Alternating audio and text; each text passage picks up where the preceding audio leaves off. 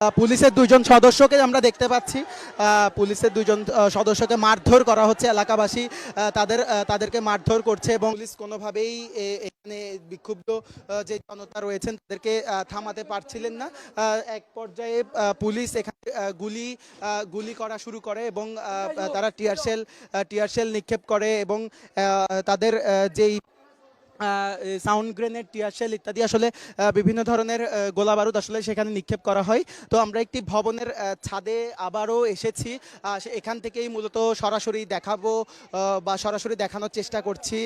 এখানে সাউন্ড গ্রেনেডের কারণে পুরো এলাকাটি আসলে এই মুহূর্তে ধাওয়া পাল্টা ধাওয়া চলছে। একটি বিক্ষুব্ধ অবস্থা আপনারা দেখতে পাচ্ছেন। এখানে যারা এলাকাবাসী রয়েছেন তারা এখানে আগুন জ্বালিয়েছেন।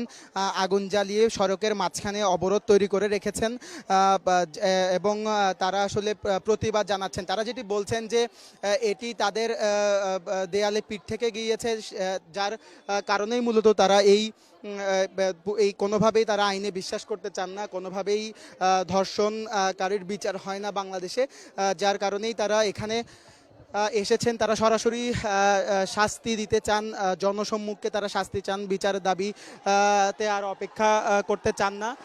তো এই মুহূর্তে আমরা এখানে আছি চেয়ারম্যান ঘাটা একটি এলাকায়। দেখতে পাচ্ছেন এলাকাবাসী আগুন ধরিয়ে দিয়েছে। এলাকাবাসী একটি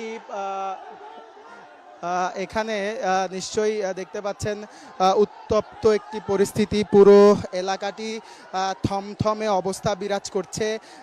এখানে পুলিশের ধাওয়ার মুখে পড়েছেন, পুলিশ ধাওয়া দিচ্ছে এবং এখানে এখানে এখানে যিনি পুলিশের দুইজন সদস্যকে আমরা দেখতে পাচ্ছি।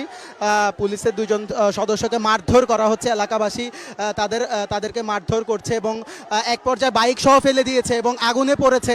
আমরা একটু সরাসরি দেখানোর চেষ্টা করছি। দুজন পুলিশ সদস্য আগুনে পড়েছে। এখানে দেখতে পাচ্ছেন যে দুজন পুলিশ সদস্য আগুনের মধ্যে পড়ে গিয়েছে এবং বিক্ষুব্ধ জনতা দুজন পুলিশ সদস্যকে আটকে রেখেছে এবং তারা কেউ কেউ আবার তাকে বাঁচানোরও চেষ্টা করছেন। আমরা এমন চিত্র দেখতে পাচ্ছি। পুরো এলাকায় একটি বিশৃঙ্খল পরিস্থিতি সৃষ্টি হয়েছে। পুলিশের যে সদস্য তিনি তার যে মোটর সাইকেল সেটি নিয়ে দৌড়ে পালানোর চেষ্টাটুকু করছেন। এই মুহূর্তে আমরা নিশ্চয়ই দেখতে পাচ্ছেন, আমাদের যে চ্যানেল 24-এর ক্যামেরা দেখতে পাচ্ছেন, আমার যে সহকর্মী আছে তিনি বেশ পরিশ্রম করছেন। তিনি এখানে সরাসরি আসলে অনেকটা ঝুঁকি নিয়েই আমরা এই ছাদে অবস্থান করছি।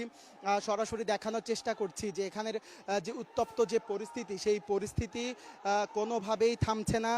পুলিশের যে গুলি, সেই গুলির মুখে কিংবা বাধার মুখে পড়েও কিন্তু যারা এখানে এসেছেন তারা এখানে বারবারই যেই ভবনটিতে আসলে ধর্ষণকারীকে আটকে রাখা হয়েছে সেখানে যাওয়ার চেষ্টা করছেন এবং সেখানে ভাঙচুর চালাচ্ছেন, ইট পাটকেল নিক্ষেপ করছেন, যার দরুন পুলিশের সদস্যরাও কিন্তু এখানকার বিক্ষুব্ধ জনতাদের ওপরে বিক্ষুব্ধ যে জনতা রয়েছেন তাদেরকে গুলি করছেন, গুলি ছুটছেন এবং ধাওয়া পাল্টা ধাওয়া, দৌড়াদৌড়ির যেই অবস্থা আপনারা এই মুহূর্তে দেখতে পাচ্ছেন। এলাকাবাসীকে ধাওয়া দেওয়া হচ্ছে।